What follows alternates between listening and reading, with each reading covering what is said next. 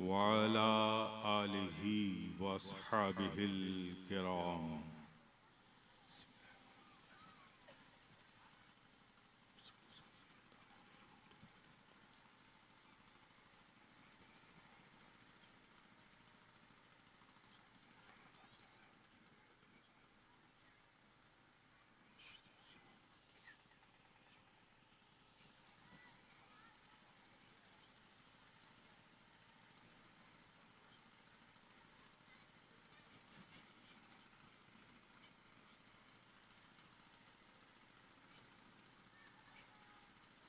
इन्नल्लाह व मलाइकतहु युसल्लूना अलन नबी या अय्युहल्लज़ीना आमनू सल्लू अलैहि व सल्लिमू तस्लीमा। अल्लाहुम्मा सल्लि अला सय्यिदिना व मौलाना मुहम्मद व अला आलि सय्यिदिना व मौलाना मुहम्मद कमा तुहिब्बु व तर्दा बि अन तुसल्ली अलैहि सलातुन व सलामुन अलैका या रसूलल्लाह।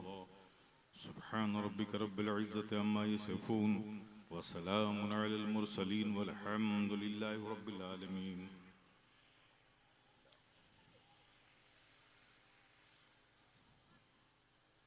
अल्हम्दुलिल्लाह अल्हम्दुलिल्लाह नअब्दुहु व नस्तईनुहु व नस्तगफिरुहु व नुमिनु बिही व नतवक्कलु अलैहि व नऊज़ु बिल्लाहि मिन शुरूरि अनफुसिना व मिन सय्यिआति अमालिना। मन यहदिहिल्लाहु फला मुदिल्ल लहु व मन युद्लिलहु फला हादिय लहु। व नशहदु अन ला इलाहा इल्लल्लाहु वहदहु ला शरीक लहु व नशहदु अन्न मुहम्मदन अब्दुहु व रसूलुहु। अम्मा बाद फ़अऊज़ु बिल्लाहि मिनश शैतानिर रजीम। बिस्मिल्लाहिर रहमानिर रहीम। या अय्युहल्लज़ीना आमनू आमिनू। सदक़ल्लाहु मौलानाल अज़ीम व सदक़ रसूलुहुन नबियुल करीम व नहनु अला ज़ालिका लमिनश शाहिदीन व शाकिरीन वल्हम्दुलिल्लाहि रब्बिल आलमीन।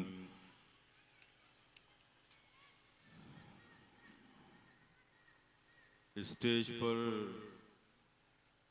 रौनक अफरोज उलमाए ज़वील एहतराम, असातिज़ाए किराम, मसाजिद के मोहतरम इमाम और दूर और नज़दीक से आए हुए आप प्यारे प्यारे सुन्नी मुसलमान,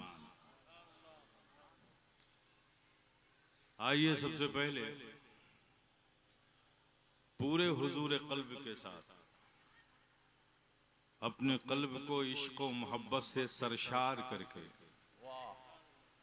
मदीने की पुरबहार गलियों का तसव्वुर करके गुंबदे खजरा के हसीन तसव्वुरात में खोकर ताजदार मदीना राहते क़ल्ब व सीना सल्लल्लाहु ताला अलैहि वसल्लम के हुजूर मोहब्बत से झूम झूम कर पूरी दयानतदारी और ईमानदारी के साथ दरूद पाक पढ़ लें।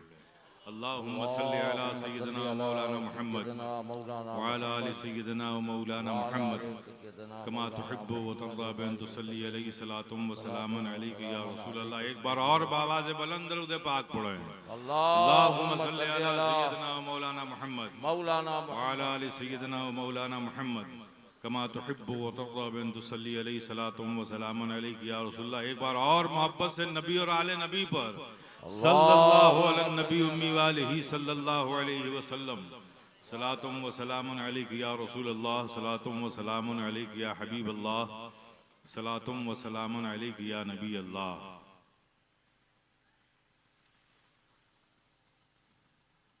माशाअल्लाह, इस बज़्म मोहब्बत में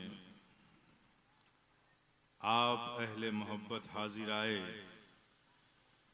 अल्लाह पाक आप सबका यहाँ आना कबूल फरमाए। आमीन। और इस महफिल की बरकतें नेमतें आपको और आपके आने वाली नस्लों को अता फरमाए। मुझसे कब्ल भी आपने खिताबात समात फरमाए जो आपकी ज़िंदगी के लिए बड़ी कीमती चीज़ थी। मुझे नहीं पता कि आपने उसे कितना महफूज किया, कितना आप मिस कर गए। बहरहाल मैं भी कोई प्रोफेशनल मुकर्रिर नहीं हूँ जिसे रोज़ रात एक जलसा चाहिए। मैं एक खानकाही आदमी हूँ।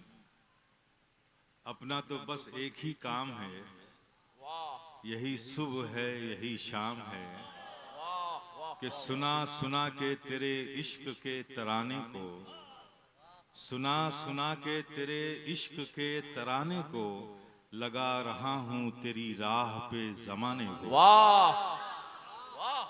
लगा रहा हूँ तेरी राह पे ज़माने को। हज़रात, यह अहले मोहब्बत की महफिल है। बात मोहब्बत ही की होनी है, तो मोहब्बत में कैफियत पैदा करने के लिए जब तक के मंजूम खिराजी अकीदत पेश न कर लिया जाए, न सुनने वालों का मूड बनता है न सुनाने वाले का मूड बनता है। हजरात, मैं एक नाते पाक आप अहले मोहब्बत की मोहब्बतों के हवाले करना चाहता हूँ। मैं मोहब्बत से पढ़ रहा हूँ, उम्मीद रखता हूँ कि आप भी मोहब्बत से समात फरमाएंगे। और याद रखें हजरात, नात वो अजीम नेमत है जो कभी पुरानी नहीं होती। नात पाक वो चीज है जो कभी पुरानी नहीं होती। इसलिए कि नात उस जात की तारीफ का नाम है जिसकी कोई बात पुरानी नहीं होती, तो उसकी तारीफ में लिखी गई नात कैसे पुरानी। बस नात का मामला तो ये कि जब पढ़ा जाए मोहब्बत से पढ़ा जाए, जब सुना जाए मोहब्बत से सुना जाए, रूह को ताजगी मिलती है। मैं पढ़ता हूँ हजरात, आप समात फरमाएं। बहुत छोटी बहर में है, बहुत मशहूर नात है।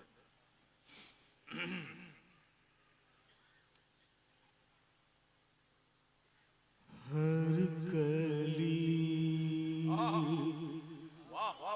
दिल की मुस्कुराई है, हर कली दिल की मुस्कुराई है, जब मदीने की याद आई है, जब मदीने की याद आई है, हर कली दिल की मुस्कुराई है, जब मदीने की याद आई है। क्यों न मुश्किल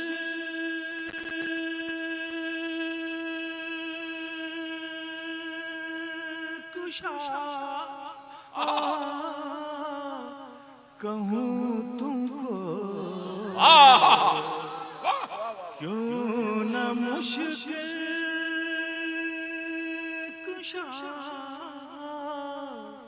कहूँ तुमको,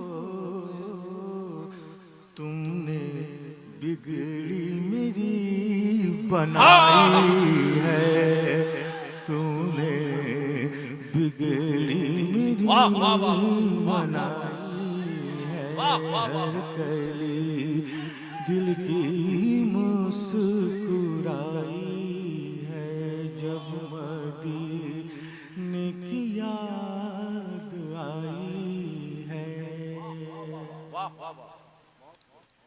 बिल्कुल हजरत अकीदे का शेर है, समात फरमाए। उसकी कश्ती को खौफ क्या जिसने, वाह उसकी कश्ती को खौफ क्या जिसने, कमली वाले से लौ लगाई है। नारे तकबीर, नारे रिसालत, हुजूर साहिब सज्जादा। दिल की मुस्कुराई है जब दीन की याद आई है। और ये बिल्कुल हकीकत का शेर समात फरमाए। अल्लाह करम। ऐसे मस्तां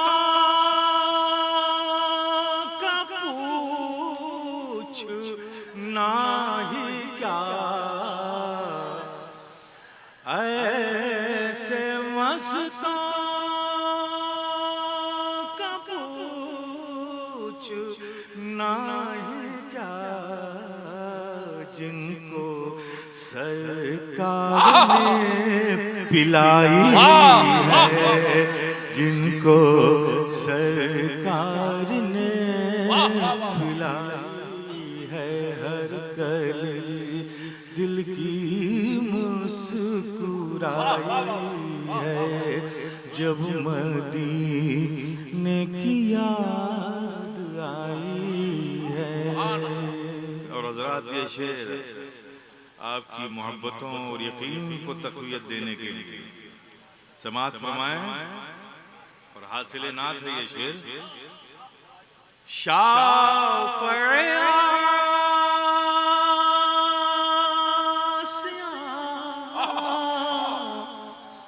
मोहम्मद हैं सल्लल्लाहु अलैहि वसल्लम। शाफ़िए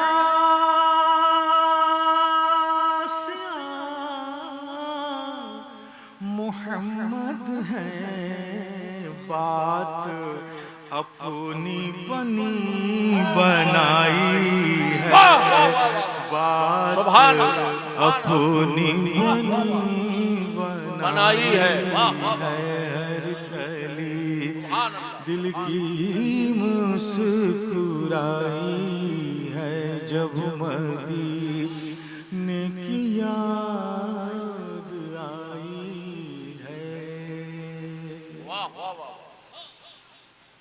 कि मोहम्मद से वफा तूने तो हम तेरे हैं,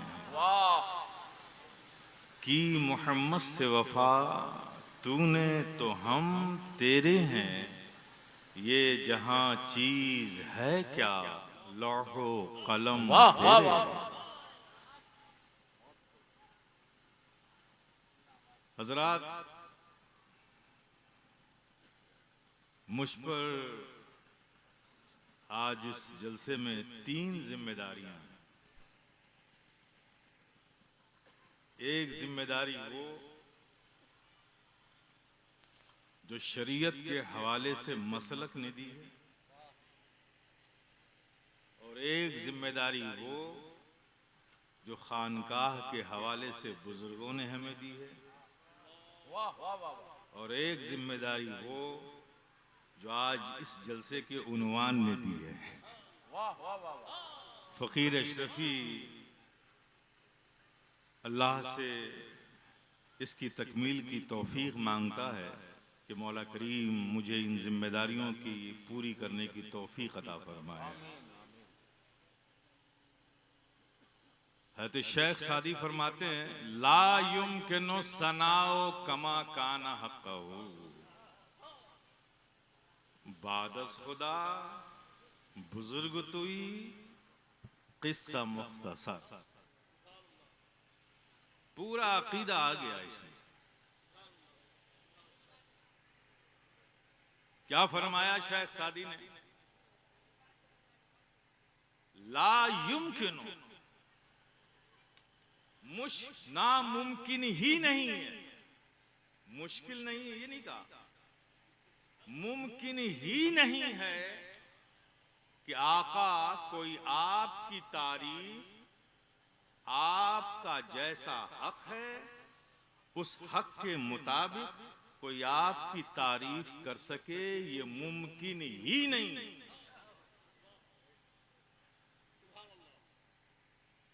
मुश्किल और मुमकिन में फर्क होता है।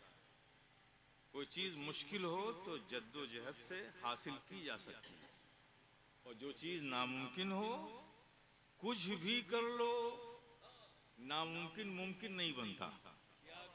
तो फरमाते हैं मुमकिन ही नहीं है। और तो शेख सादी की ये बोली अकीदत की बोली नहीं है, ये हकीकत की बोली है। मुमकिन ही नहीं है कि आका कोई आपकी तारीफ आपके हक के मुताबिक, जैसा आपका हक है वैसे कोई तारीफ कर सके, ये मुमकिन ही नहीं है। हम तो बस इतना जानते हैं कि जमीन और आसमान में रब के बाद अगर कोई बुजुर्ग बरतर जात है तो आका आपकी जात है। मैंने कहा ये अकीदत की बोली नहीं, हकीकत की बोली है। थोड़ा इसकी भी वजाहत कर दूं, पूरा अकीदा इसी में ले लूंगा मैं।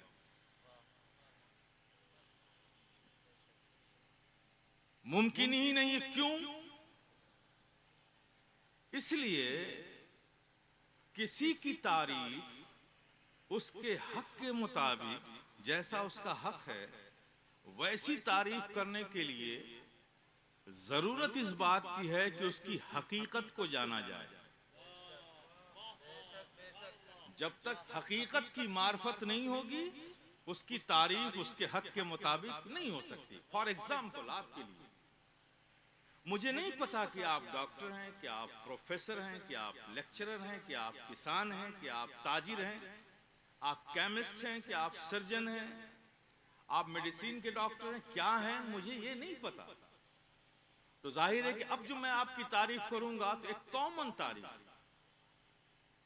आप बहुत अच्छे हैं, you are looking very smart, your behaviour is good, your character is good, आपका अखलाक बड़ा अच्छा है, आपका किरदार बहुत अच्छा है, आप बहुत अच्छे लगते हैं, आप बहुत अच्छे इंसान हैं, ये कॉमन। लेकिन अगर मुझे मालूम हो कि आप सर्जन हैं तो अब तारीफ का अंदाज बदल जाएगा। आप बहुत अच्छे सर्जन हैं, आपकी सर्जरी बहुत अच्छी है, आप जिसकी सर्जरी करते हैं 99.9% वो सर्जरी सक्सेस होती है। मेजर सर्जरी भी करते हैं आप, बड़े बड़ी सर्जरी की है आपने, बहुत से लोगों को शिफा दी आपके हाथ से, अल्लाह पाक ने अता फरमाई है। आप एक टॉप के सर्जन हैं, बेस्ट सर्जन हैं, आप एक ऐसे सर्जन हैं जिस पे आप यकीन किया जा सकता है कि आप अपने प्रोफेशन में ईमानदार हैं, दयानतदार हैं। आप एक अच्छे डॉक्टर हैं, इसलिए डॉक्टर हैं कि आप प्रोफेशनल डॉक्टर हैं लेकिन कॉमर्शियल डॉक्टर नहीं हैं। ये सारी बातें हम तब कहेंगे जब आपकी हकीकत हमें मालूम है।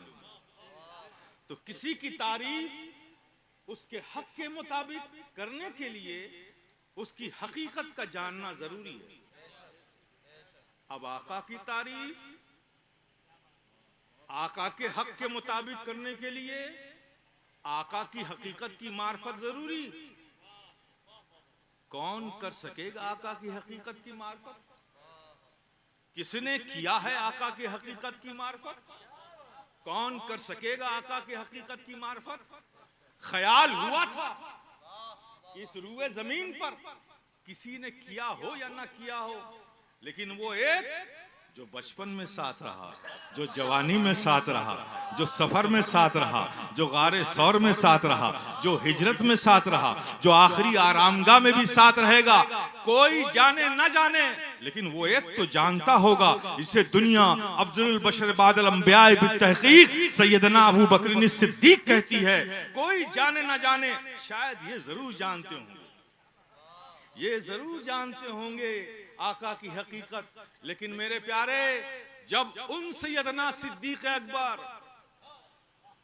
कौन है ये सिद्दीक अकबर? अल्लाह अकबर। हज़रत उमर रज़ी अल्लाह ताला अन्हु इरशाद फरमाते हैं कि मैं पूरी जिंदगी इस कोशिश में लगा रहा कि आका कोई एक बात अपनी ज़बान पाक से फरमाएं और उस पर अबू बकर से पहले मैं अमल करूं। वाह वाह वाह।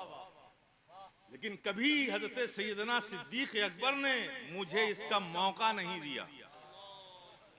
वो फरमाते हैं कि एक शब में बाद नमाज इशा हजरत उमर फरमाते हैं, नबी ने फरमाया, आप भी सुनिए, नबी ने फरमाया कि सुनो, जो मस्जिदों में झाड़ू लगाए और झाड़ू लगाने के बाद जो खाक के जर्रे जमा होते हैं, अल्लाह पाक उन हर एक जर्रे के बदले उसके अमाल में नेकियां लिख देता है।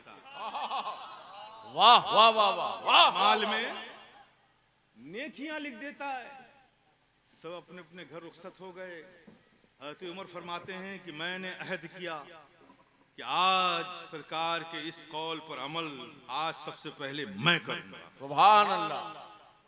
लोग तहज्जुद के लिए फिर मस्जिद हाजिर आते थे, सब घरों को चले गए। सैयदना उमर फारूक उस दिन तहज्जुद के वक्त से बहुत पहले आए। आज मैं अमल करूंगा। चिराग मस्जिद नबी में मामूल कर दिया गया था। मस्जिद में अंधेरा था। उस अंधेरे में सैयदना उमर फारूक अंदर जाते हैं, दरवाजा खोलते हैं, अंदर जैसे दाखिल होते हैं किसी से टकराते हैं। कहा कौन? सामने से आवाज आई, आप कौन? वाह वाह वाह। एक दूसरे की आवाज को सुन के पहचान गए। हज़रत उमर फारूक ने कहा, अरे आप कब आ गए? आप कब आ गए? तो सैयदना सिद्दीक अकबर फरमाते हैं, अरे मैं घर गया ही कब था कि वापस आ गया। नारे तकबीर, नारे रिसालत, जानशीने मखदूम अशरफ, लिवाउल हम कॉन्फ्रेंस। मैं घर गया ही कब था कि वापस आता। वो सिद्दीक अकबर। नबी जब बाद इशा वाज़ो नसीहत फरमा के अपने असहाब को अपने घर तशरीफ ले जाते थे तो नबी के साथ कोई और नहीं, सिद्दीक अकबर साथ साथ जाते थे। और जब नबी रहमत सल्लल्लाहु ताला अलैहि वसल्लम अपने घर के अंदर दाखिल हो जाते थे तो सैयदना सिद्दीक अकबर घर नहीं जाते थे। वहीं नबी के घर की चौखट पे अपने सर को रखकर सो जाते थे। पूरी शब कभी इस तरफ रुखसार को रखकर सोते थे, कभी इस रुखसार को रखकर चौखट पर सोते थे। यूं ही पूरी रात नबी की चौखट पर सर रखकर गुजार देते थे। जब फिर कुछ आहट होती थी उठकर बैठ जाते थे, दरवाजा खुलता था, नबी को सामने देखते थे, फिर नबी के साथ साथ मस्जिद नबी आ जाते थे। किसी ने पूछा आलम ख्याल में सैयदना सिद्दीक अकबर के इश्क को आवाज दी। वाह वाह वाह। ऐ सैयदना सिद्दीक अकबर, सारे लोग घर जाते थे, नबी के घर के अंदर दाखिल होने के बाद भी आप घर नहीं जाते थे, दरे नबी पर आप लेट ही जाते थे, वहीं रात गुजारते थे और फिर जब नबी बाहर आते थे साथ साथ मस्जिद नबी बाहर आते थे। ये मामला क्या है? करे नादान सुन, ये इश्क की बात है, इश्क की। अबू बकर के इश्क को ये गवारा ही नहीं कि नबी जब घर के अंदर दाखिल हो तो नबी को आखिरी देखने वाला मेरे अलावा कोई और हो, और जब नबी घर से बाहर आए तो पहले देखने वाला मेरे अलावा कोई।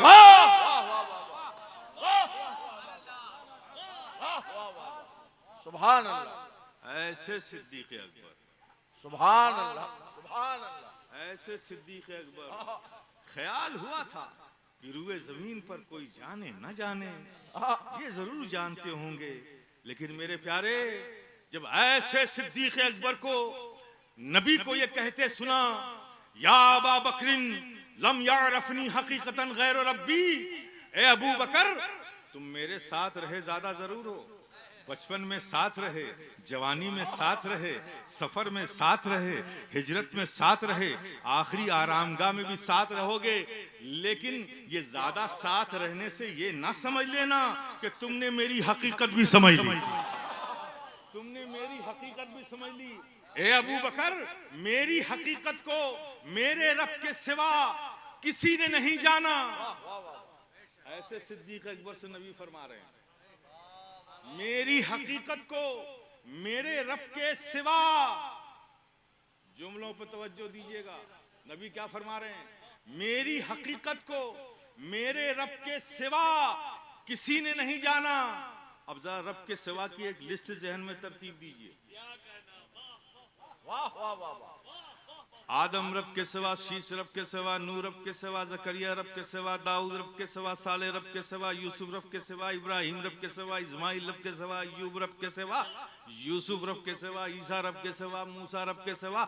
ये सब रब के सिवा है ना, कोई रब तो नहीं है ना।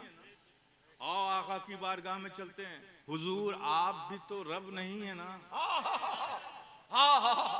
आप भी तो रब के सिवा हैं।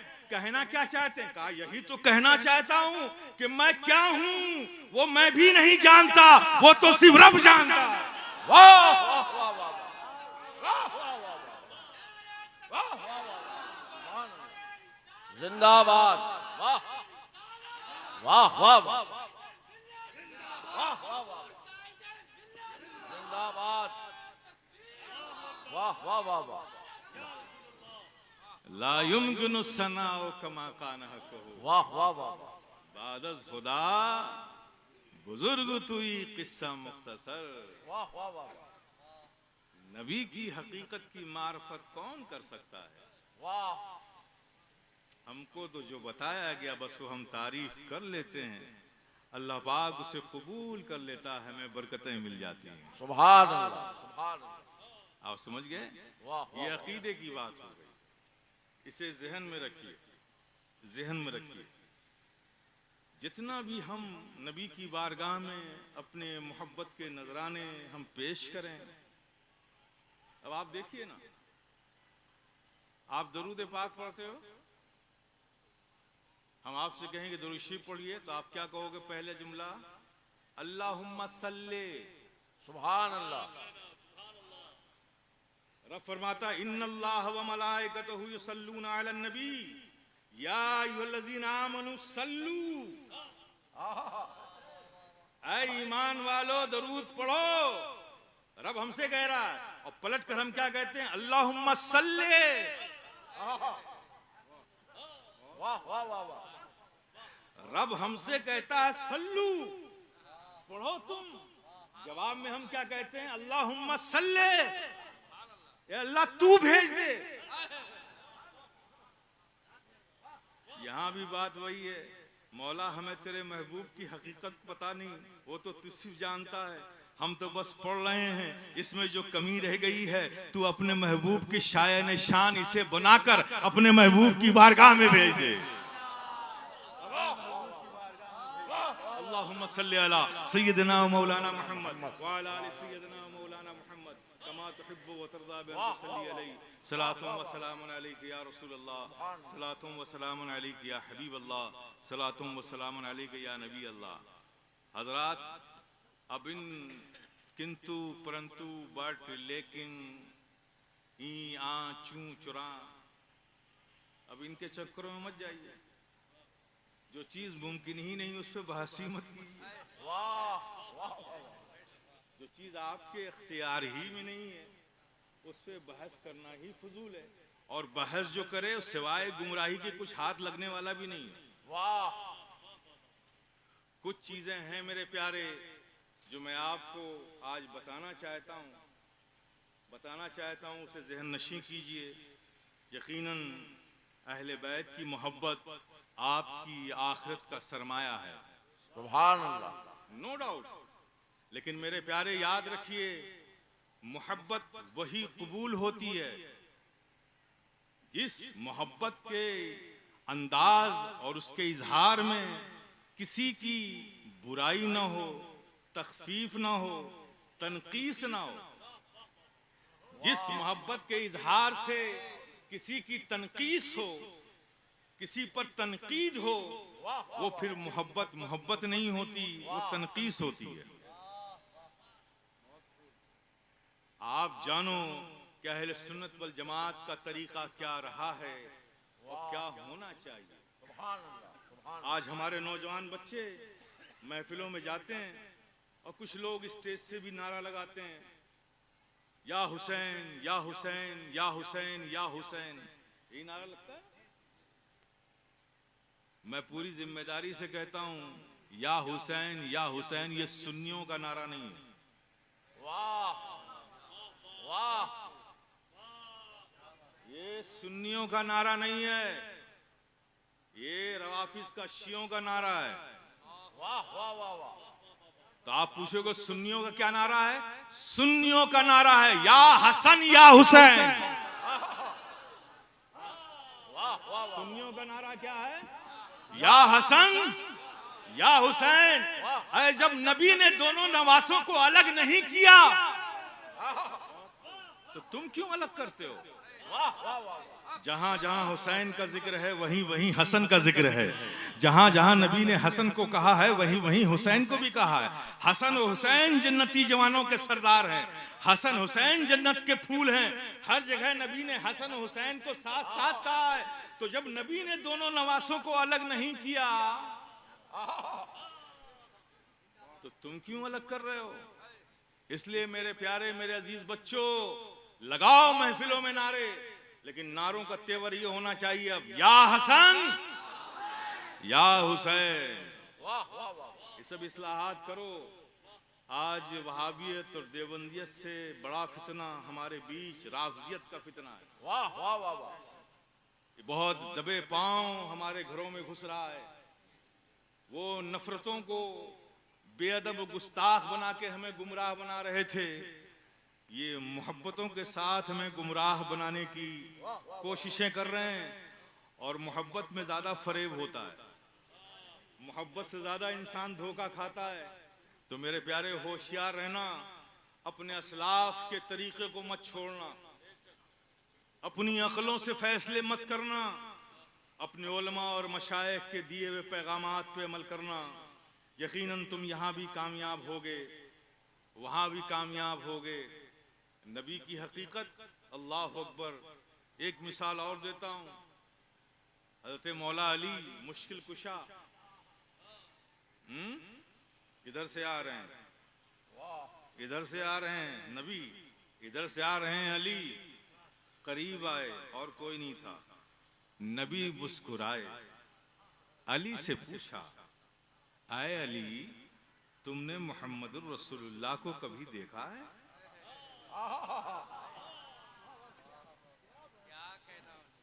किस अली से पूछ रहे हैं? उस अली से जो खाने काबा में पैदा हुआ, आंख नहीं खोली, दुनिया मचलती हुई तमन्नाओं और अरमानों के साथ मक्के जाती है, हरम पाक में मताफ में कदम रखती है, आंखें खोलकर जी भर के काबे को देखने की तमन्ना लेती है। लेकिन अली काबे में पैदा होकर काबे को नहीं देख रहे। खानदाने बनु हाशिम के सारे बुजुर्ग आए, अली को हाथों में उठाया, अली की आंखें बंद, शोर मच गया कि अबू तालिब के घर एक ऐसा बच्चा पैदा हुआ है जिसकी आंखों में रोशनी नहीं है, नाबीना है। शोर मच गया, सब आए, खुश भी हुए, गम भी लेकर गए। सबकी गोदों में अली जा रहे हैं, बारी बारी, आंख नहीं खोल रहे। आखिर में मुस्तफा जाने रहमत तशरीफ लाए, अली को गोद में लिया। जैसे ही मुस्तफा जाने रहमत की गोद अली को मिली, पट से आंखें खोल दी। ए अली, आपको कैसे पता कि ये गोद, ये आगोश किसी और की नहीं है? ये तो मुस्तफा जाने रहमत की गोद है। आपको कैसे पता? काम मुझे पता है, मैंने यही तो सोच रखा था कि ऐ काबा, तुझे खुली आंखों से बाद में देखूंगा, पहले जाने काबा को तो देख लूं।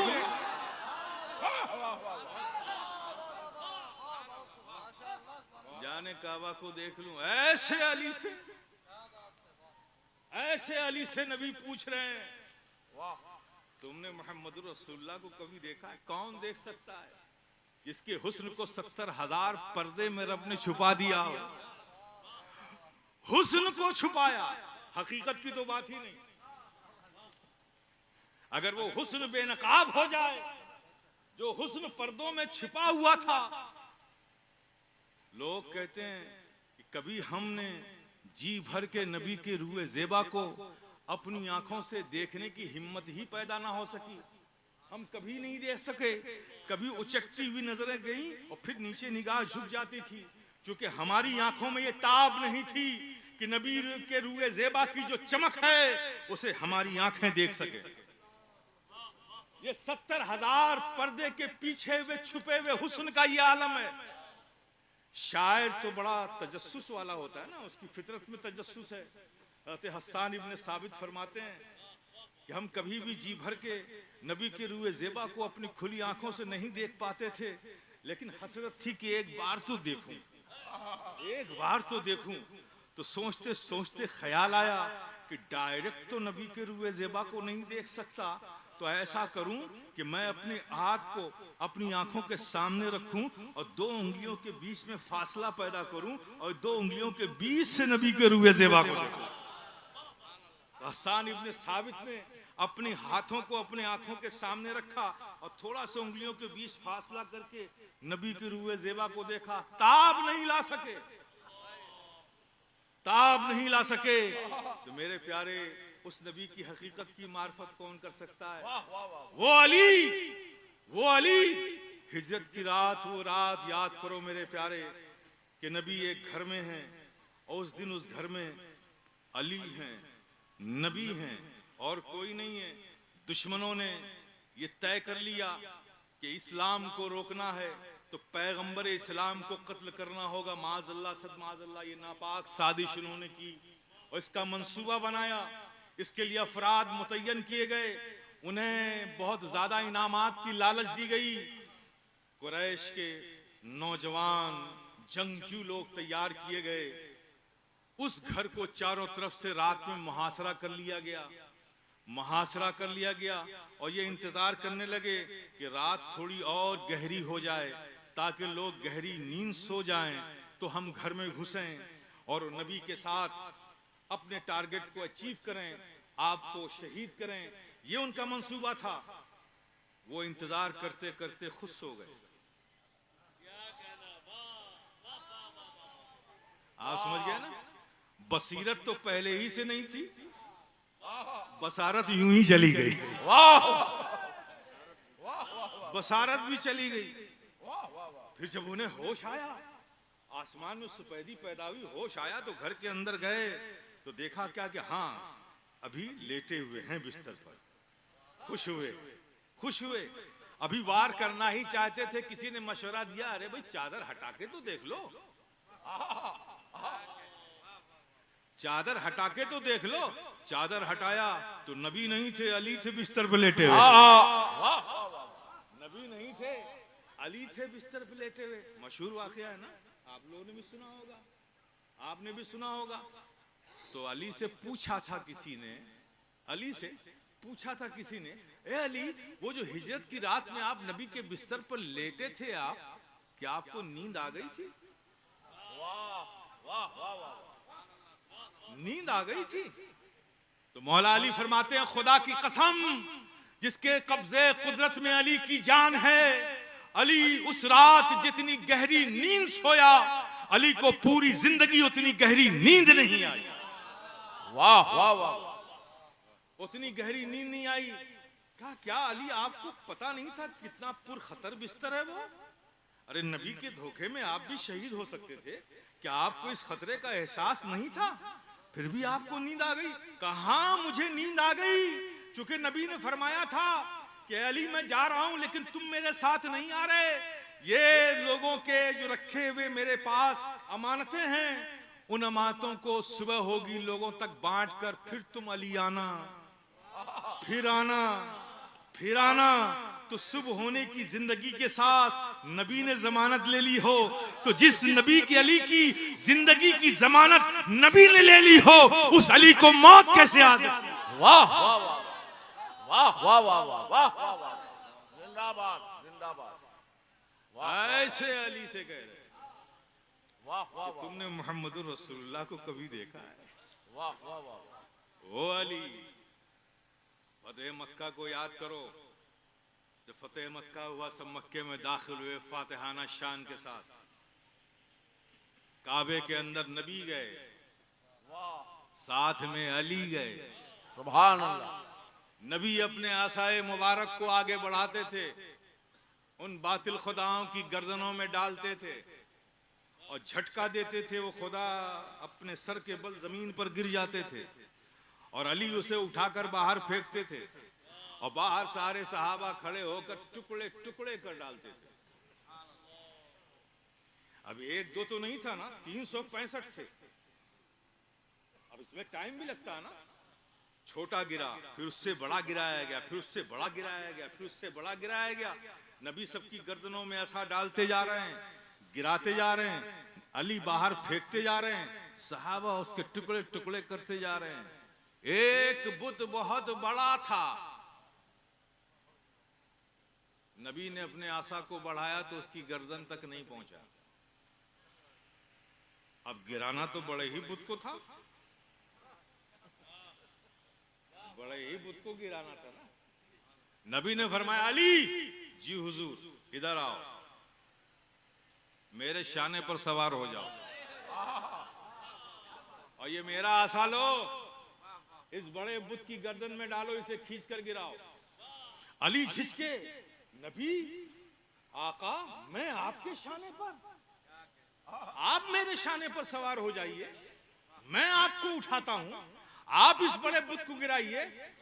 काली मैं तुम्हारे शाने पर सवार हो जाऊंगा तो तुम नबूवत के बार को उठा नहीं सकते। वाह वाह वाह। तुम नबूवत के बार को उठा नहीं सकते, इसलिए अली आओ तुम मेरे शाने पर सवार हो जाओ। वाह वाह वाह वाह वाह वाह। अली नबी के शाने पर, नबी ने उठाया। अली ने आसे से नबी के उस बड़े बुत को गिराया, उसे उठाकर बाहर फेंका। पूछने वालों ने पूछा, ऐ अली, आप जब नबी के शाने पर थे आपको कैसा लगा? आपको कैसा लगा? कहा लगना उगना तो मुझे याद नहीं, कैसा लगा? मुझे तो बस ये याद है कि मैंने जब बुत को गिराया तो आसमान की तरफ जब नजर उठाकर देखा तो मैंने देखा जमीन से मैंने अर्श मुअल्ला देख लिया। नारे तकबीर, नारे रिसालत, जानशीने मखदूम अशरफ, लिवाउल हम्द कॉन्फ्रेंस। उस अली से नबी फरमा रहे हैं। तो बस मेरे प्यारे, इस अकीदे को मजबूती के साथ पकड़ के रखो। ला युमकिनु सनाउ कमा काना हक़्क़हू, बादस खुदा बुजुर्ग तुई किस्सा मुख्तसर। जमीन व आसमान में खुदा के बाद अगर कोई बुजुर्ग बरतर जात है तो आका बस आपकी जात। वाह वाह वाह। मजबूती से पकड़ के रखोगे ना। ये चेलों की बात तो छोड़ो, अगर इनका मास्टर जो आ जाएगा ना, मास्टर जिसे मिस्टर इबलीस कहते हैं, वो बजाते खुद भी आ जाएगा ना, तुमने इसे मजबूती से पकड़ के रखा तो गुमराह नहीं कर पाएगा। वाह वाह वाह। मजबूती से पकड़ो मेरे प्यारे। अब मैं आता हूं आज के इस हिफ्ज के जो प्रोग्राम अभी दस्तारे हिफ्ज बच्चों के सरों पर रखा जाएगा। इन्होंने क्या हिफ्ज किया है मेरे प्यारे? किस चीज को महफूज किया है? कुरान को, अल्लाह के कलाम को। कैसे हैं बच्चे ये? कितने कमजोर और नातवा नजर आते हैं। और ये कुरान अगर पहाड़ों पर नाजिल हो जाए तो पहाड़ जलकर राख हो जाए। इतने बड़े बड़े पहाड़ जलकर राख हो जाएं, ये कमजोर बच्चों ने अपने सीनों में कुरान को महफूज कर लिया। सुभान अल्लाह। इसलिए कि रब का वादा है कि मैं इस कुरान को इसके पढ़ने वाले के लिए आसान कर देता हूं। कुरान को पढ़ लेना ये अलग चीज है, कुरान से मोहब्बत करके कुरान को पढ़ना ये अलग चीज है। जो मोहब्बत से कुरान को पढ़ता है, पढ़ता रहता है, तो एक दिन फिर कुरान उससे मोहब्बत करने लगता है। वो सोता भी होता है तो उसके लब आयात के लिए हिलते रहते हैं, कुरान का कलाम जारी रहता है। मेरे प्यारे, उस कुरान को इन्होंने अपने सीनों में महफूज किया है। आज दुनिया इस बात पर एतराज कर रही है, कॉन्स्पिरेसी हो रही है, इंटरनल कॉन्स्पिरेसी। अभी कोर्ट में मुकदमात भी दाखिल किए गए हाई कोर्ट में कि बच्चों को 8th क्लास तक किसी भी दीनी मदरसे में भेजा जाए, ये उनके राइट्स के खिलाफ है। उनको 8th तक पहले स्कूल में पढ़ाया जाए 16 साल की उम्र तक, फिर उसके बाद उनका इख्तियार है कि वो जो चाहे पढ़ना। ये कॉन्स्पिरेसी है मेरे प्यारे, कॉन्स्पिरेसी है। वो कहना ये चाहते हैं कि हमारे बच्चे कुरान ना पढ़ें, हमारे बच्चे दीन ना सीखें, हमारे बच्चे दीन से ना जुड़ें। क्योंकि दीन क्या सिखाता है, दीन क्या देता है? अरे जालिमो, तुमने दीन को समझा ही क्या है? वाह वाह वाह, दीन को जाना ही क्या है? दीन को तुमने समझा ही क्या है? कुरान को तुमने जाना ही क्या है? आका के फरमान को तुमने समझा ही क्या है? तुम उसकी हकीकत को क्या पहुंच सकोगे? मेरे प्यारे, आओ मैं एनालिसिस करता हूं। स्कूल और कॉलेज में पढ़ने वाला बच्चा इंजीनियर बनता है, नो डाउट, बैंकर्स बनता है, नो डाउट, सिविल इंजीनियर बनेगा, इलेक्ट्रिकल इंजीनियर बनेगा, ऑटोमोबाइल इंजीनियर बनेगा, इलेक्ट्रॉनिक इंजीनियर बनेगा, सिविल इंजीनियर बनेगा, यही तो बनेगा। बैंकर्स बनेगा, आईएएस बनेगा, आईपीएस बनेगा, पीसीएस बनेगा, पीसीएस ये बनेगा, सर्जन बनेगा, फिजिशियन बनेगा, मेडिसिन का डॉक्टर बनेगा, गैस्ट्रोलॉजिस्ट बनेगा, न्यूरोलॉजिस्ट बनेगा, नेफ्रोलॉजिस्ट बनेगा, न्यूरोलॉजिस्ट बनेगा। आप ये सब बना लोगे मेरे प्यारे, लेकिन क्या अच्छा इंसान भी बन जाएगा? वाह वाह वाह वाह वाह वाह वाह वाह। स्कूल और कॉलेज में पढ़ाई जाने वाली सारी किताबों को उठाकर देख लो। वो किताब चाहे मैथमेटिक्स हो, वो किताब चाहे अलजेब्रा हो, चाहे वो किताब ज्योमेट्री हो, वो किताब फिजिक्स हो, वो किताब केमिस्ट्री हो, वो किताब बायोलॉजी हो, वो किताब बॉटनी हो, वो किताब हिस्ट्री हो, वो किताब ज्योग्राफिया हो, वो किताब पॉलिटिकल साइंस हो, इकोनॉमिकल साइंस हो, कोई भी किताब उठाकर देख लो। क्या उस किसी एक किताब में भी कोई एक चैप्टर एक इंसान को अच्छा इंसान बनाने की तालीम देता है? वाह वाह वाह वाह वाह वाह वाह। आज मेरे प्यारे, ये एक हकीकत है कि आज के इस दौर के इंसान को सिर्फ एक साइंटिस्ट नहीं चाहिए, बल्कि एक अच्छा इंसान भी चाहिए। वाह वाह। आज के इस दौर को एक अच्छा डॉक्टर ही नहीं, बल्कि एक अच्छा इंसान भी चाहिए। आज के इस इंसानियत को एक अच्छा सिविल इंजीनियर ही नहीं, बल्कि उसके साथ साथ एक अच्छा इंसान भी चाहिए। आज के इंसान को एक अच्छा लीडर नहीं, राजनेता नहीं, बल्कि एक उसके साथ साथ एक अच्छा इंसान भी चाहिए।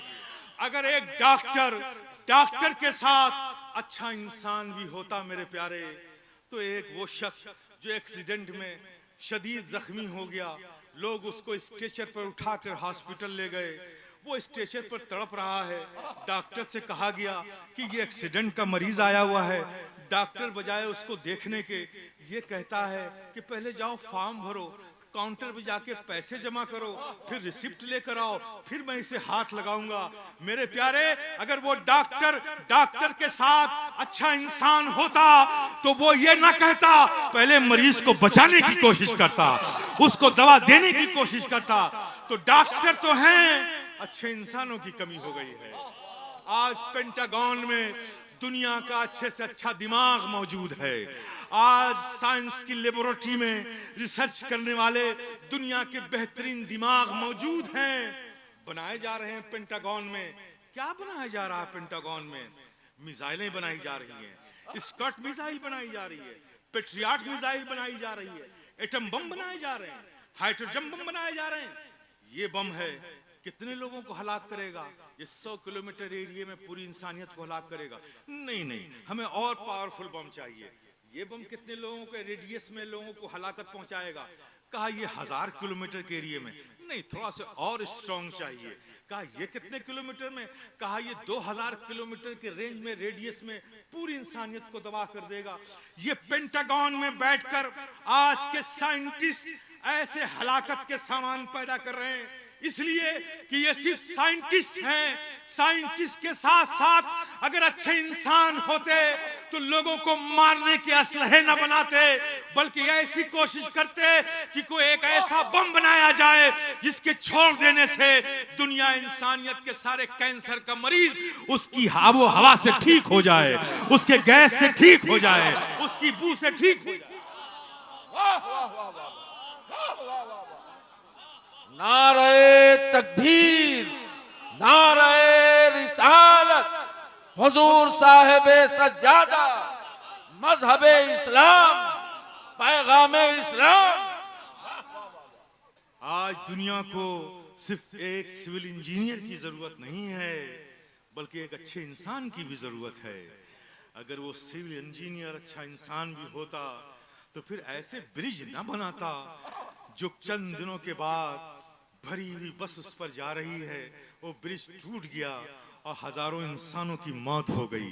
वो अच्छा इंसान होता तो ऐसे ब्रिज न बनाता जो हफ्तों और महीनों में टूट कर गिर जाए। फिर वो ऐसे ब्रिज बनाता जिस पर जाने आने से कभी किसी इंसान को कोई ज़र्ब नहीं आती। तो मेरे प्यारे, इंसान को, पूरी दुनिया, इंसानियत को आज एक अच्छे इंसान की भी जरूरत है, इंजीनियर की भी जरूरत है, नो डाउट, लेकिन साथ साथ अच्छा इंसान भी हो। डॉक्टर की जरूरत है, लेकिन साथ साथ अच्छा इंसान हो। लीडरशिप की जरूरत है, लेकिन अगर एक लीडर अच्छा लीडर होता तो इंसानों की लाशों पर अपने कुर्सी के पाए रखकर मुल्क में हुकूमत करने की सोच अपने दिमाग में न बनाता, बल्कि इंसानियत की फलाह और सलाह के रास्ते को इख्तियार करके सिसकती हुई इंसानियत को मसीहाई का पानी पिलाकर इंसान को सेहत और जिंदगी देकर अपनी लीडरशिप को जिंदा रखता। आज एक ऐसा लीडरशिप होता अगर वो अच्छा इंसान भी होता। लेकिन लीडर्स तो हैं, लेकिन साथ साथ अच्छे इंसान नहीं हैं। इसलिए हर तरफ जुल्म और तशद्दुद है, असबियत है, खून रेजी है। एक इंसान इंसान के लहू को बहाकर खुशी महसूस करता है, एक इंसान इंसान का कत्लेआम करके अपने मुस्तकबिल को रोशन देख रहा है, एक इंसान सारे शहर को चिता की आग बनाकर अपने मुस्तकबिल के सुकून इत्मीनान का सामान इकट्ठा कर रहा है। ये आज की लीडरशिप है। इसलिए ऐसी लीडरशिप है कि वो लीडर तो है लेकिन अच्छा इंसान नहीं है। तो मेरे प्यारे, जब डॉक्टर के साथ साथ अच्छे इंसान की भी जरूरत है, इंजीनियर के साथ साथ अच्छे इंसान की भी जरूरत है, एक अच्छे राजनेता के साथ साथ एक अच्छे इंसान की भी जरूरत है, एक फिजिशियन के साथ साथ एक अच्छे इंसान की भी जरूरत है। तो मेरे प्यारे, ये अच्छे इंसान का दर्स, ये अच्छे इंसान को अच्छा इंसान बनाने का लेक्चर, ये अच्छे इंसान को इंसान बनाने का पाठ, ये अच्छे इंसान को इंसान बनाने की तालीम कहाँ है? फिजिक्स के किस चैप्टर में है, बायोलॉजी के किस चैप्टर में है, बॉटनी के किस चैप्टर में है, हिस्ट्री के किस चैप्टर में है, ज्योग्राफिया के किस चैप्टर में है, इतिहास के किस चैप्टर में है, सोशल साइंस के किस चैप्टर में है, पॉलिटिकल साइंस के किस चैप्टर में है? मेरे प्यारे, दुनिया के किसी भी कॉलेज, यूनिवर्सिटी और स्कूल के और दुनियावी किसी भी तालीम के किसी भी किताब में, किताब के किसी भी सब्जेक्ट में, सब्जेक्ट के किसी भी किताब में एक इंसान को अच्छा इंसान बनाने की तालीम तुम्हें नहीं मिलेगी। इस रूए जमीन पर इंसान को अच्छा इंसान बनाने का दर्स अगर तुम्हें मिलेगा तो सिर्फ कुरान में मिलेगा, नबी के फरमान में मिलेगा।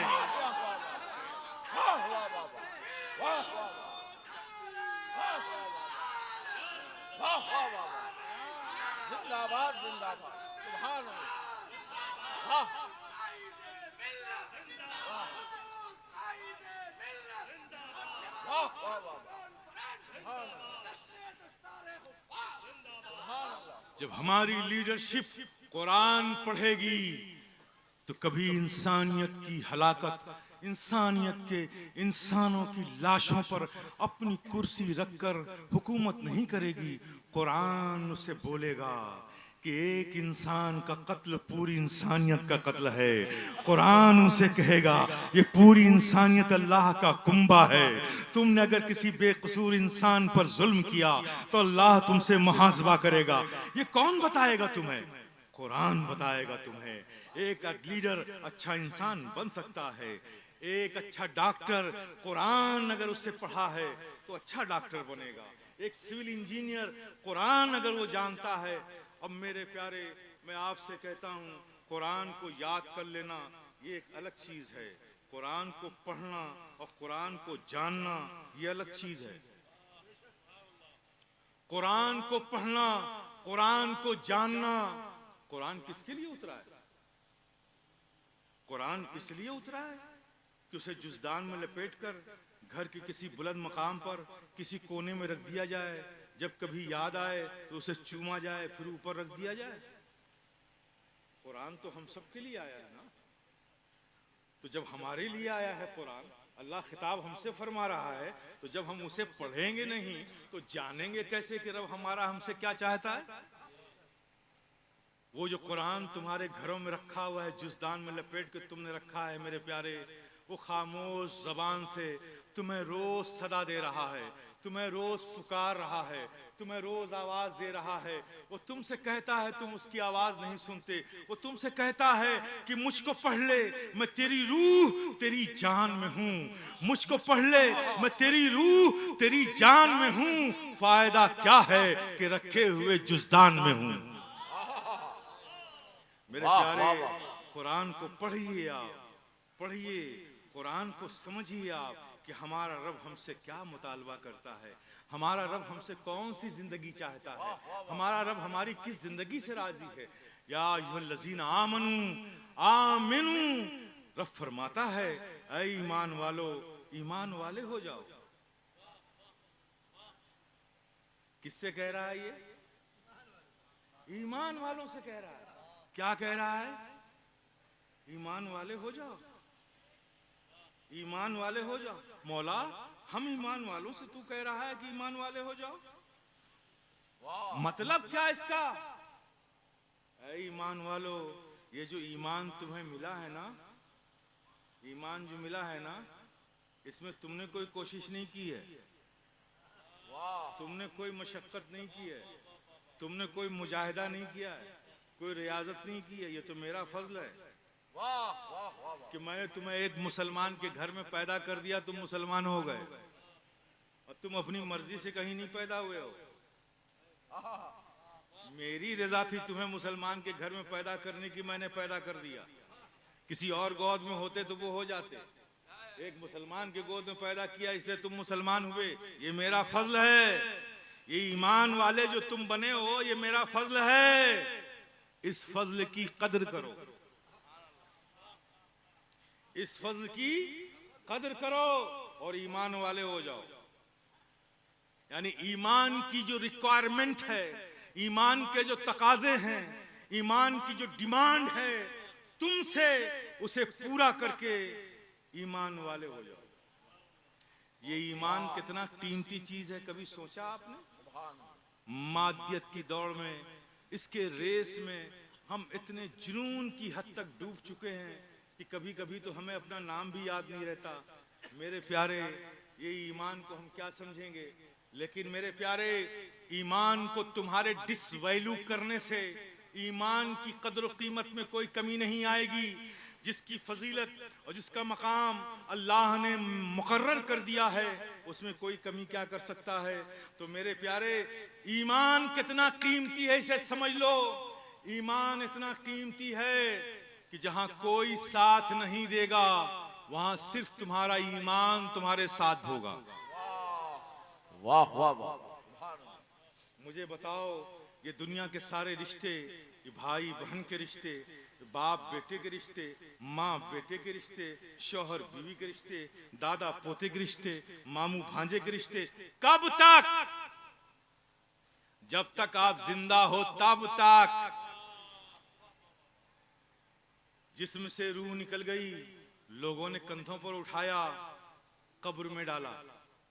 मुझे बताओ, क्या माँ जाएगी वहां तुम्हारे साथ? बाप जाएगा तुम्हारे साथ? दोस्त जाएगा तुम्हारे साथ? बहन जाएगी तुम्हारे साथ? सारे रिश्ते तुम्हारी जिंदगी के साथ। जैसे ही तुम्हारे जिस्म से रूह निकली, सारे रिश्ते। वही बाप जो नजरों से 10 मिनट के लिए ओझल हो जाओ तो बेचैन हो जाए, गली गली फिर फिर कर तुम्हें तलाश करे, वही माँ उसकी ममता कि अगर तुम रात में पेशाब कर दो बिस्तर पर, माँ की आंख खुले कि मेरा बेटा नम बिस्तर पर लेटा हुआ है, तो खुद नम बिस्तर पर लेटकर तुम्हें सूखे बिस्तर पर सुला दे, वही माँ उसकी ममता है। लेकिन आज क्या मामला है कि तुम्हें लोग उठाकर अंधेरी कब्र में डालने जा रहे हैं। माँ की ममता खामोश खड़ी है, बाप का शफकत खामोश खड़ा है, भाई का प्यार तमाशाई बना देख रहा है, बहन की मोहब्बत देख रही है, कोई रोकने वाला नहीं है। तो पता चला कि ये सब रिश्ते और उसके पास उसकी मोहब्बतें, उसके तकाजे सिर्फ तुम्हारी जिंदगी तक है, तुम्हारे साथ कुछ जाने वाला नहीं है। लेकिन कुर्बान जाओ इस ईमान के कि अगर तुमने दुनिया में इस ईमान को नहीं छोड़ा तो उस कब्र में सिर्फ और सिर्फ ईमान ही होगा जो तुम्हारे साथ जाएगा। वो तुम्हें अकेले नहीं जाने देगा, ईमान तुम्हारे साथ जाएगा। और इंतहा की बात मैं कहूँ आपसे, ईमान कितना कीमती है मेरे प्यारे, जो रब के फल से मिला है इतना कीमती है। ये खुद एक मौजू है, इस पर गुफ्तगू की जाए तो पूरी शब चाहिए। मुख्तसर करता हूँ, इंतहा की बात करता हूँ। ईमान इतना कीमती है, इतना कीमती है कि अगर अल्लाह ने किसी को उसके अमल की खराबी की बुनियाद पर, शामत आमाल की बुनियाद पर अल्लाह ने अगर सजा के तौर पर किसी को जहन्नम में डाल दिया, खात्मा ईमान पर हुआ लेकिन अमल खराब थे तो सजा के तौर पर जहन्नम में डाल दे। तो अगर अल्लाह ने किसी को उसके शामत आमाल की बुनियाद पर अल्लाह ने अगर किसी को जहन्नम में डाल दिया और उसने ईमान को दुनिया में नहीं छोड़ा था, तो ईमान जहन्नम में भी उसके साथ जाएगा। ईमान वहां भी उसके साथ जाएगा, वहां भी नहीं छोड़ेगा। अब ईमान से पूछो, अरे ईमान तू तो जन्नत का फूल है, तू जहन्नम में कैसे आ गया? तो ईमान बोलेगा, अरे जब इसने दुनिया में मुझे नहीं छोड़ा तो आज इसके बुरे वक्त में मैं इसे कैसे छोड़ दूं? अगर मैंने छोड़ दिया तो फिर इसे जन्नत कौन लेकर जाएगा? वाह, मैं ही तो हूं जो बिल आखिर इसे जन्नत में लेकर जाऊंगी। तो मेरा कितना कीमती है ये ईमान जो रब के फल से मिला है। प्यारे, इसकी कदर करो, कदर करो। बी प्रैक्टिकल, प्रैक्टिकल मुसलमान बनो। अब इसमी और रस्मी किस्म के मुसलमान बनने से काम नहीं चलेगा। हकीकी मुसलमान बनना होगा मेरे प्यारे। सबसे पहले अपने अंदर बेदारी लानी पड़ेगी। दुनिया का तरीका और कायदा तो ये है मेरे प्यारे कि जब किसी पर हमला होता है तो पूरी आबादी, पूरा मोहल्ला एक साथ जमा हो जाता है। यही तो तरीका है, यही तो हो रहा है ना, यही तो होता है ना। या सब अलग अलग हो जाते हैं, अलग अलग हो जाते हैं। लेकिन शायद मेरे प्यारे तुम्हें अभी भी ये एहसास नहीं है कि दुश्मन हमारे खिलाफ क्या कॉन्स्पिरेसी कर रहा है, क्या साजिशें कर रहा है, हमारे बच्चों के मुस्तकबिल को अंधेरों में डालने के लिए क्या क्या प्लानिंग की जा रही है। एक मुसलमान को सिर्फ इस दर्जे का मुसलमान बनाने की कोशिश की जा रही है कि मुसलमान इस जमीन पर तो रहे लेकिन बस ऐसे ही रहे कि बाप अब्दुल कलाम, बेटा अब्दुल सलाम, यही है इस्लाम। इस अंदाज का मुसलमान बनाने की कोशिश की जा रही है। रोज कोशिशें हो रही हैं, नई नई पॉलिसीज लाई जा रही है, नए नए कानून बनाए जा रहे हैं, नई नई कॉन्स्पिरेसी हो रही है, हम पर हमले हो रहे हैं रोज। लेकिन मेरे प्यारे, कितने हम बेहिस हो चुके हैं कि हम उन हमलों को और उन हमलों से होने वाले नतीजों को महसूस नहीं कर रहे हैं मेरे प्यारे। अभी भी हम बिखरे हुए हैं। इतने हमले हो चुके, इतने हमले हो रहे हैं और हमले होंगे क्या अब भी हम सबको मुत्तहिद होने का वक्त नहीं आया है? मेरे प्यारे, अगर तुम मुत्तहिद ना हुए तो याद रखो तुम्हारी दास्तानें भी ना होंगी दास्तानों में। कौमें मिटी हैं इसी बुनियाद पर। बगदाद इस्लाम का गहवारा था, इल्मी गहवारा था। बगदाद तबाह किया गया और आज तक तबाह हो रहा है। जानते हो, वो उरूज का जमाना, बगदाद का इल्म का गहवारा तबाह किया। इंसान के सरों के मीनारे बनाए गए, इंसान के सरों के गुंबद बनाए गए। 25 लाख मुसलमानों का बगदाद के अंदर कत्ल हुआ। दरियाए दजला के एक किनारे का पानी मुसलमानों के खून से सुर्ख होकर बह रहा था और बगदाद की लाइब्रेरी में जितने मैनस्क्रिप्ट कलमी नुस्खे थे, उन लाइब्रेरियों से उन किताबों को निकालकर दरियाए दजला में डाला तो उसकी रोशनाई से दूसरे किनारे का पानी सियाह होकर बहने लगा। ये तारीख है कि 25 लाख मुसलमानों का कत्ल बगदाद में हुआ। बगदाद के तो उरूज का जमाना था, बगदाद तो इल्म आगही का मरकज था। हुआ क्यों जानते हैं क्या नतीजा था? उस दौर के जब हम तारीख पढ़ते हैं तो मेरे प्यारे, मुसलमानों का हाल आज के हम जैसे मुसलमानों के हाल से कुछ मुख्तलिफ नहीं था। मस्जिदों में नमाजें हो रही हैं, जमात खड़ी है और मस्जिद के बाहर चाय खाने पर मुसलमान बैठे हुए इस बात पे बहस कर रहे हैं कि अल्लाह कादिर मुतलक है, तो क्या इस बात की भी कुदरत रखता है कि सुई की नोक से, सुई के छेद से ऊंट को निकाल दे? इस तरह के फजूलियात की बहसें बगदाद में हो रही थीं और नतीजा क्या हुआ मेरे प्यारे? किताब इलाही नाजिल हुई, बगदाद तबाह कर दिया गया। आज फिर हम उसी रविश पे जा रहे हैं। हमारी मस्जिदों में नमाजें हो रही हैं, जमात खड़ी है, मस्जिद के बाहर गेट के पास एक स्ट्रीट लाइट है, उसके खंबे के नीचे हमारा नौजवान खड़ा होकर फेसबुक देख रहा है। मेरे प्यारे, बदलो अपनी रविश को। तुमने अगर बदला है, यही वजह है कि आज जालिम हुक्मरानों को तुम्हारे सरों पे मुतल्लत कर दिया गया है। अगर तुम रिहाई चाहते हो तो फिर से तुम्हें अपने आप को बदलना होगा, बदलना होगा। अपने सीनों को निफाक से साफ करना होगा, अपने दिलों को बुग़्ज़ व इनाद से निकालना होगा। अरे मामलात कहाँ नहीं होते, जहां भी चंद लोग होते हैं इख्तिलाफात होते हैं। इख्तिलाफात मामलात से हो तो सही है, लेकिन इख्तिलाफ अगर जात से हो तो ये सिर्फ नुकसान ही नुकसान है। जात से इख्तिलाफ करने की आदत बढ़ लो। मामलात में इख्तिलाफ हो सकते हैं, होंगे, ये फितरत है इंसान की। मामलात में इख्तिलाफ होते हैं, लेकिन मामलात के इख्तिलाफ को जात का इख्तिलाफ मत बनाया करो। ये अपने अंदर एक इस्लाह पैदा करो। मामलात में इख्तिलाफ है, मामला सही हो गए, फिर भूल जाओ दुश्मनी को। लेकिन होता यही है कि हमारे इख्तिलाफात मामलात से शुरू होते हैं, सीधे सीधे जात पर आ जाते हैं।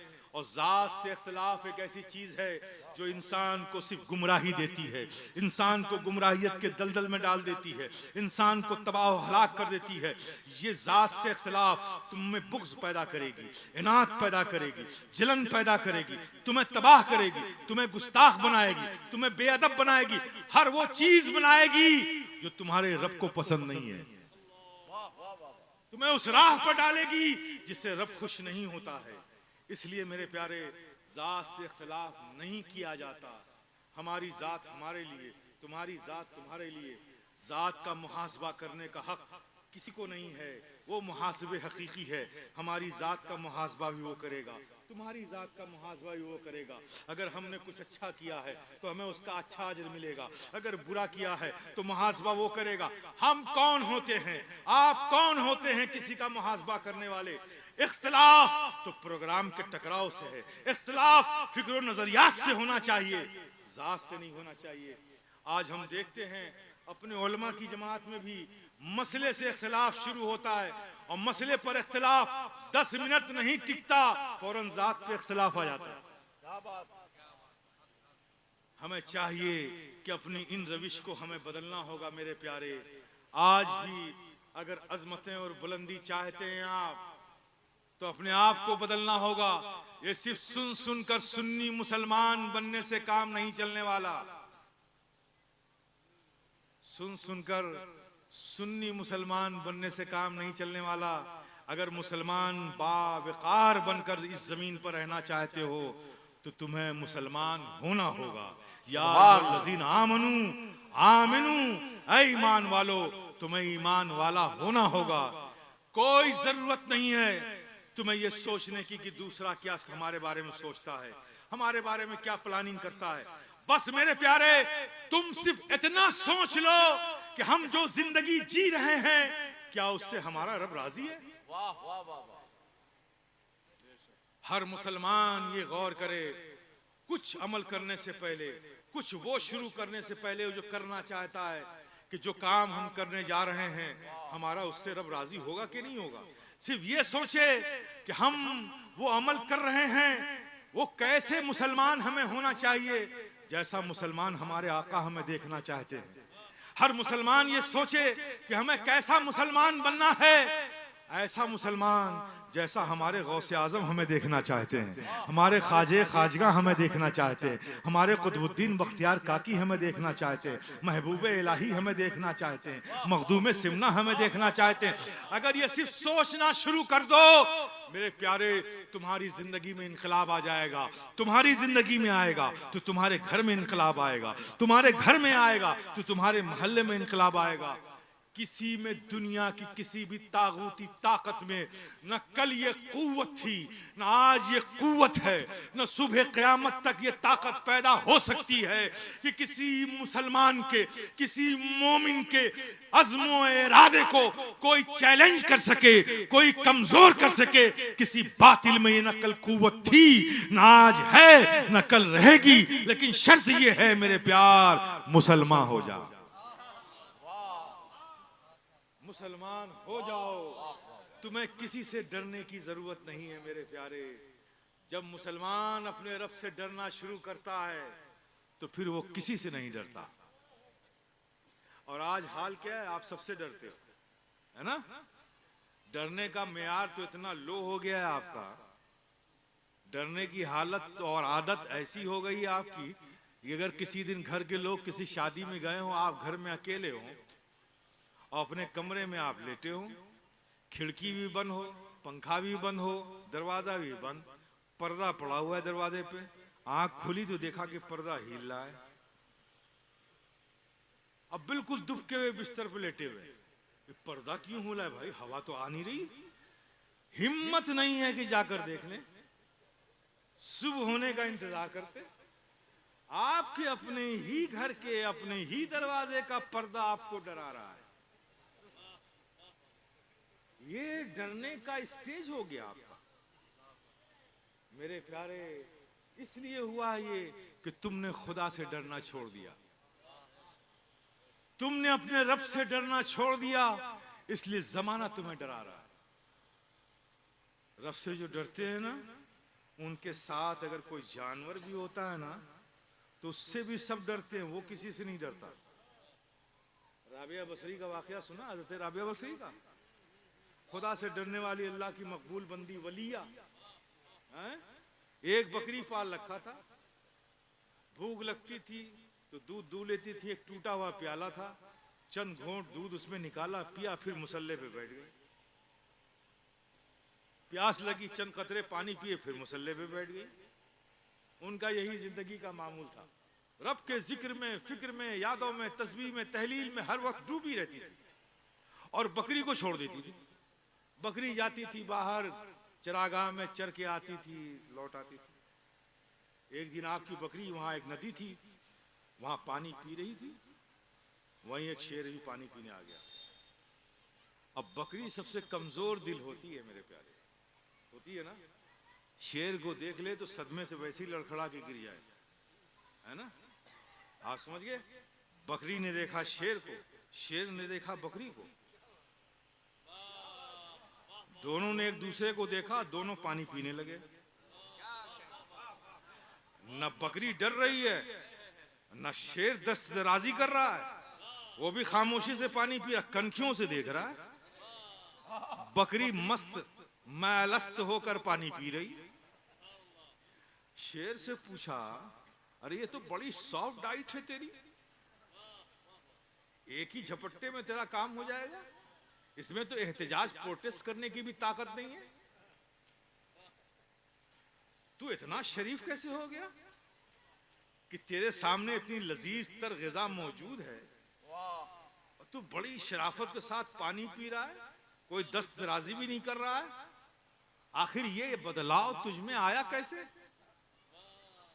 कह रहे क्या करूं, तू बकरी को देख रहा है, तू ये नहीं देख रहा है कि किसकी बकरी है।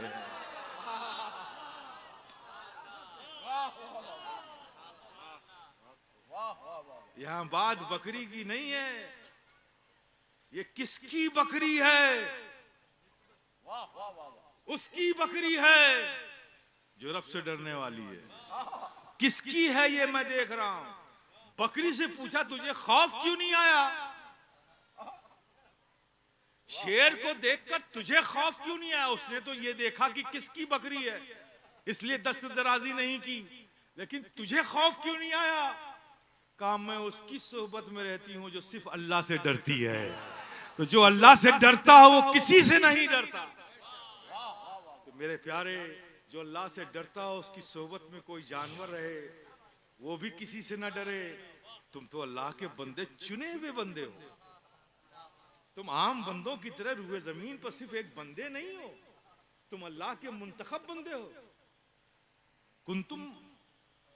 कुंतुम खैरा उम्मतिन उखरिजत लिन्नास, तुम ही बेहतरीन उम्मत हो जिसे लोगों से निकाला है। तुम सिर्फ बंदे नहीं हो, सिर्फ उम्मत नहीं हो, खैर उम्मत हो। खैर उम्मत का ताज अल्लाह ने तुम्हारे सरों पे रखा है। तुम सिर्फ एक इंसान नहीं हो, खैर इंसान हो। एक उम्मत नहीं हो, खैर उम्मत हो। तो मेरे प्यारे, अगर तुम भी रब से डरना शुरू कर दो, जमाना तुम्हारे कदमों में नजर आएगा मेरे प्यारे। फिर किसी भी इत्तेहाद की तरगीब और तहरीक चलाने की जरूरत नहीं। किसी भी किरदार के हुस्न को अच्छा किरदार बनाने की तहरीक चलाने की जरूरत नहीं। फिर किसी भी मुबल्लिग को स्टेज पर खड़े होकर मस्जिद में आओ नमाज पढ़ो ये कहने की भी जरूरत नहीं पड़ेगी। अपने भाइयों के साथ हुस्न सलूक रखो, किसी को कहने की जरूरत नहीं पड़ेगी। अफू दरगुजर के मामलात को अपनी आदत बनाओ, ये किसी भी खतीब को कहने की जरूरत नहीं पड़ेगी। अगर तुमने सिर्फ एक काम कर लिया, रब से डरना शुरू कर दिया, रब से डरना शुरू कर दिया, तो ये सारी खूबियां तुम में खुद ब खुद पैदा होने लगेंगी। मेरे प्यारे, अपने रब को याद करो। एक दिन यौम हिसाब आएगा, हम सबको हिसाब देना है। कितने इनामात हैं मेरे प्यारे। वो नमाज जो आज हमारे नौजवानों को बोझ लगती है, ला हौल वला कुव्वता इल्ला बिल्लाहिल अलील अज़ीम। मेरे प्यारे बच्चों, अजीजों, ये कितनी बड़ी नेमत अल्लाह ने हमको अता फरमाई है। ये गिफ्ट है अल्लाह की जानिब से। क्या है? गिफ्ट है, गिफ्ट जिसे तुम बोझ समझ रहे हो। अल्लाह के प्यारे हबीब जब मेराज की शब गए थे, मुलाकात हुई, पूछा महबूब क्या लाए हो? क्या लाए? अत्तहियातो लिल्लाहि वस्सलवातो वत्तय्यबातो। महबूब ने फरमाया था, मौला तेरी बंदगी लाया हूँ, तेरी सना लाया हूँ, तेरी अताअत लाया हूँ। तो रब ने फरमाया कि महबूब हम खुश हुए, सलामती हो तुम पर। तो अल्लाह के प्यारे हबीब ने क्या फरमाया? वअला इबादिल्लाहि सालिहीन, सिर्फ मुझ पर ही नहीं मेरे साले बंदों पर भी सलामती हो। बंदों का, हम गुलामों का जिक्र आया ना, कहाँ आया? कुर्बे खास में आया। वहां अल्लाह के प्यारे हबीब ने, हमारे आका ने हम गुनहगार बंदों को याद किया ना। फिर जब वो मुलाकातें हुई, राज़ो नियाज की बातें हो गई, फिर महबूब जब जमीन पर आने लगे तो अल्लाह ने फरमाया, महबूब जब तुम आए थे तो तुमने साले बंदों का भी जिक्र किया था ना, अपनी उम्मत का भी जिक्र किया था। तो जा रहे हो ना अपनी उम्मत की तरफ, तो ये मेरी तरफ से गिफ्ट लेते जाओ। ये नमाज का तोहफा मेरी तरफ से लेते जाओ। मेरे प्यारे, जात जितनी अजीम होती है उसकी गिफ्ट से उतनी ही इंसान को रिस्पेक्ट भी करता है, मोहब्बत भी करता है। प्यारे बताओ, ईमान से अल्लाह से ज्यादा अजीम, अल्लाह से ज्यादा बड़ा, अल्लाह से ज्यादा अजमत वाला, कुदरत वाला हमारी नजर में कोई दूसरा हो ही नहीं सकता। तो ये उसकी दी हुई गिफ्ट है, इसकी तो ताजीम भी हमें करना चाहिए और इससे मोहब्बत भी हमें करना चाहिए। और देखो फायदे कितने, फायदे कितने। आप देखें आज हमारे दिलों पर ये जो भाई के दिलों में भाई से मोहब्बतें कम हो गई, वजह जानते हैं क्या है? बाप के दिलों में बेटों के लिए बेलोश शफकतें न रहीं, बेटे के दिलों में बाप के लिए वो अजमतें इज्जतें न रहीं, पड़ोसी का ख्याल न रहा, माँ के दिलों में वो बेटे के दिलों में माँ के लिए वो इज्जत न रही। ये जो हमारा कल्चर बन गया है, एक भाई एक छत के नीचे, एक माँ एक बाप, एक माँ की कोख से पैदा होने वाले 3 बच्चे, तीनों भाई हैं, लेकिन तीनों भाई आपस में राजदार नहीं हैं। अपनी बातें तीनों एक दूसरे से छुपाते हैं और गैरों से शेयर करते हैं। ये आज हमारी सोसाइटी की हालत है। एक छत के नीचे रहकर भी हम भाई से कोई बात नहीं बताते, न बताना चाहते हैं, हाँ गैरों से जरूर बता देते हैं। ये हमारे माशरे का हाल है। ये सब हुआ क्यों? इसलिए हुआ कि हमारे कल्ब पर नजासतों की कसाफत आ गई है। कल्ब की जो रूहानियत है, उसकी जो रोशनी है, वो कसाफत में दबी हुई है, वो नजासत से दबी हुई है। और ये रोशनी मोहब्बत की, ये रोशनी उल्फत की, ये रोशनी अफवो दरगुजर की, ये सब रूह और रूहानियत से पैदा होती है। वो रोशनी को जब हमने गुनाहों की नजासत से दबा दिया तो वो रोशनी हमारी जिंदगी के अमल में नजर नहीं आती। भाई का भाई से इख्तिलाफ, बहन के बेटे का बाप से वो प्यार नहीं, बेटे के दिलों में बाप के लिए वो अजमतें नहीं। आज हमारे समाज और माशरे की हालत क्या है कि किसी को किसी पे एतमाद नहीं। ये सब इसीलिए है कि हमारे कल्ब पे कसाफतें गुनाहों की आ गई हैं। तो मेरे प्यारे, इस तनाजुर में भी आप नमाज को देखो। ये नमाज कितनी अजीम नेमत है हमारे लिए। अल्लाह के प्यारे हबीब आका और मौला इरशाद फरमाते हैं कि जब कोई बंदा मस्जिद में नमाज के लिए हाजिर आता है और खड़ा होता है और अल्लाह अकबर कहना ही चाहता है, कहा नहीं अभी, कहने वाला है, तो अल्लाह फरिश्ते को हुक्म देता है, जाओ ये बंदा मेरी बारगाह में हाजिर हो रहा है,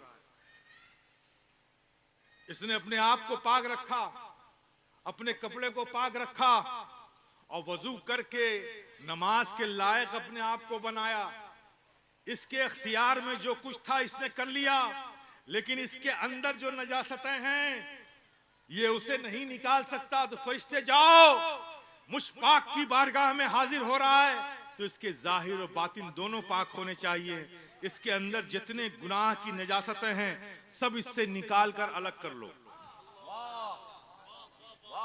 सारी नजासतें इसके सीनों से निकाल कर इससे अलग कर लो। फरिश्ता आता है, इससे पहले कि वो अल्लाह अकबर कहे उसके अंदर की सारी नजासतें निकाल कर अलग कर लेता है, गठरी में बांध के रख देता है। अब वो बंदा जाहिर तो पाक पहले ही था, रब के फल से फरिश्तों ने उसे बातनी तौर पे पाक कर दिया, सारे गुनाह की नजासतें उससे अलग कर ली। वो पाक होकर उस पाक की बारगाह में हाजिर होकर हाजिर हुआ, अल्लाह अकबर कह के हाथ बांध लिया, नमाज मुकम्मल किया। जब नमाज की तकमील हो गई, पढ़ चुका नमाज, तो फरिश्ते ने रब की बारगाह में हाजिर होकर कहा, मौला तेरे हुक्म से मैंने इसके गुनाह की नजासतों को, इसके गुनाहों को इससे अलग किया था, अब ये नमाज से फारिग हो गया, अब इन नजासतों का क्या करूं? ये जो गुनाह इससे अलग किए थे, अब इसका क्या करूं? तो रहमत इलाहिया मुस्कुरा उठती है और फरिश्ते से कहती है, ए फरिश्तों, जब इससे अलग कर लिया है तो अलग ही रहने दो।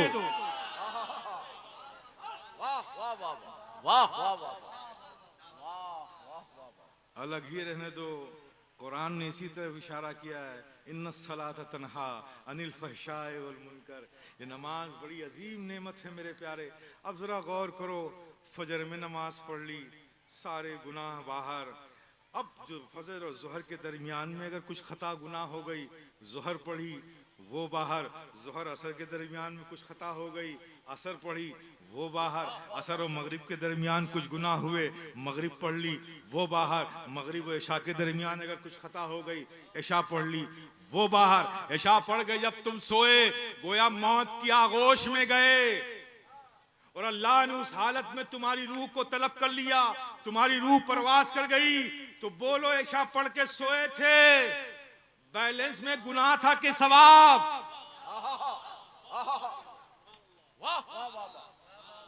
सवाब ही सवाब था ना। कितनी अजीम नेमत है मेरे प्यारे। अगर इस तरह से रब की बारगाह में नमाज पढ़ पढ़ के अपने गुनाहों को साफ करते जाओ तो मेरे प्यारे ये दिल पर जमी हुई गुनाह की कसावतें एक दिन ऐसी साफ हो जाएंगी, फिर मोहब्बतें भी पैदा हो जाएंगी, फिर अखलाक भी पैदा हो जाएगा, फिर मुरब्बतें भी पैदा हो जाएंगी, अफवो दरगुजर की आदतें भी पड़ जाएंगी मेरे प्यारे। लेकिन करने की जरूरत है। सुन सुन के सो जाने से कोई इनकलाब नहीं आएगा, सुनकर कुछ करने की जरूरत है।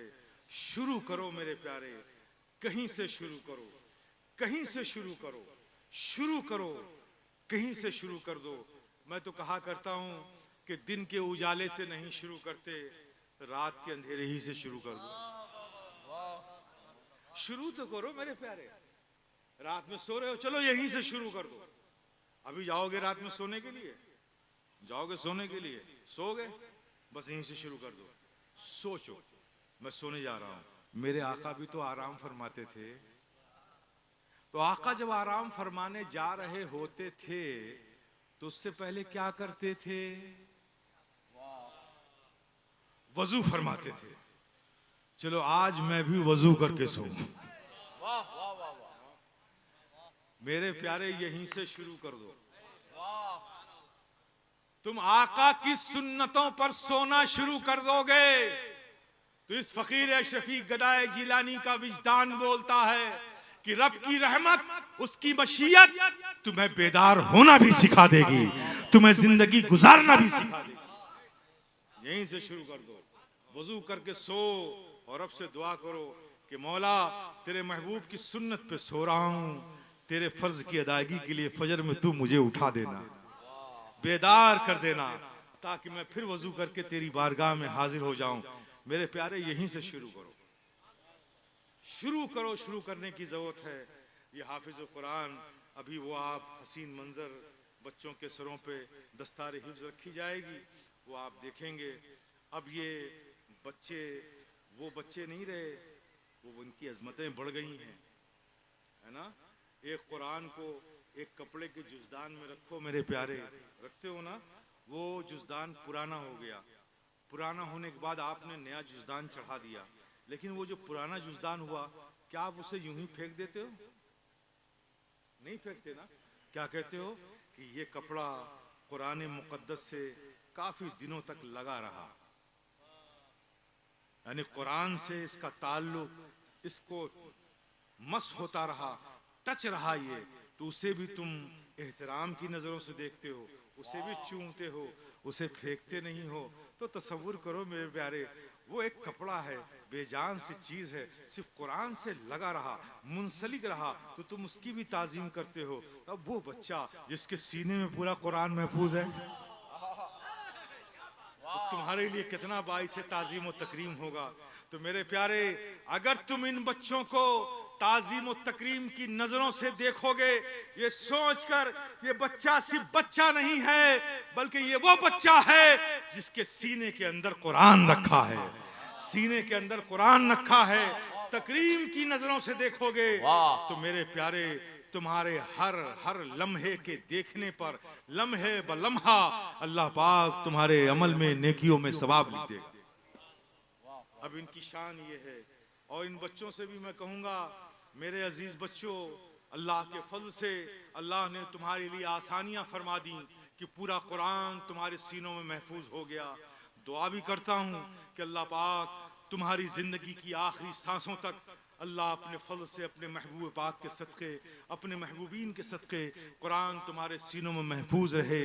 लेकिन मेरी भी तुम्हारी भी जिम्मेदारी है मेरे प्यारे, जिस कुरान को तुमने अपने सीनों में उतारा है, उसे जब जब मौका मिले 24 घंटे में कई बार उस कुरान को लब पे लाते रहो, उसे पढ़ते रहो, तकरार करते रहो। जब भी खाली बैठो, इधर उधर की बातें मत सुनो, कुरान पढ़ते रहो। इतना पढ़ो कि कुरान से तुमको मोहब्बत हो जाए। और मेरे बच्चों, जिस दिन तुमने कुरान से मोहब्बत कर ली, देखना एक दिन कुरान तुमसे मोहब्बत करने लगेगा। और जब तुमसे कुरान मोहब्बत करेगा तो सोते भी रहोगे तो तुम्हारी जबान से कुरान की तिलावत जारी रहेगी। ये कुरान का एजाज है कि जो उससे मोहब्बत करता है फिर कुरान उसे तन्हा नहीं छोड़ता, कभी भी उसे बेहोशी तारी नहीं होने देता, कभी गफलत का शिकार बनने नहीं देता। मेरे बच्चों, अल्लाह के फल से तुम्हारे सीनों में कुरान महफूज हो गया है, इसे लबों पर जारी रखो, जब भी वक्त मिले इसे पढ़ते रहो। ऐसा ना हो कि जब तरावी सुनाने का वक्त आए तो 1 महीना बैठ के यूं झूम झूम कर कुरान पढ़ते रहो। नहीं मेरे प्यारे, रोज पढ़ो।